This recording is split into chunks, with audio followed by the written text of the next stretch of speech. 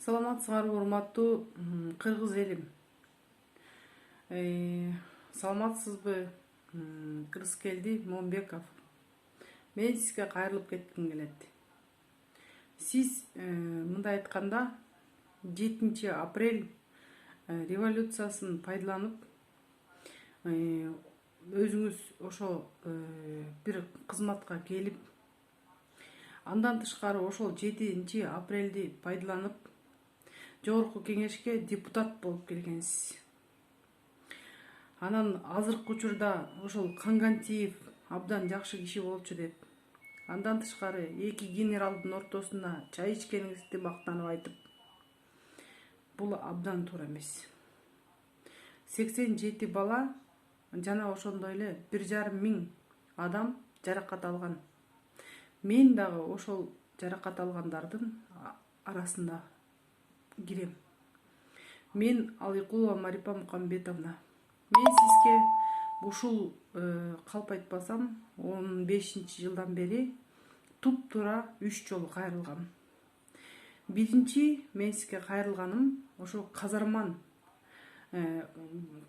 болуп аткан ситуация боюнча. Сиз аябай бакылдап трибунадан сүйлөгөндө мен ушул адам аябай жакшы адам экен. Ушул Рыскелди Момбеков деген депутат күчтүү экен. Биздин 7 апрелге арты менен ушундай депутат болду эле.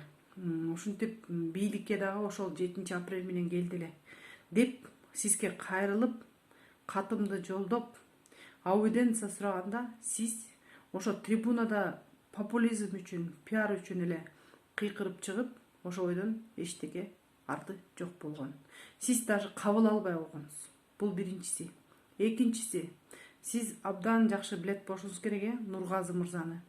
Бизде ушул эл өткөргө коомдук бирикменин мүчөсү Айгүл Акматбековна Кадыркулова деген эжекебиз бар.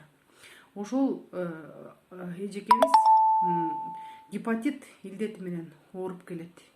Сиз высокий трибунада бакылдап сүйлөп алып, бирок Нургазыны нары тээп, бери тээп, бир дагы кабыл албай койгонсуз.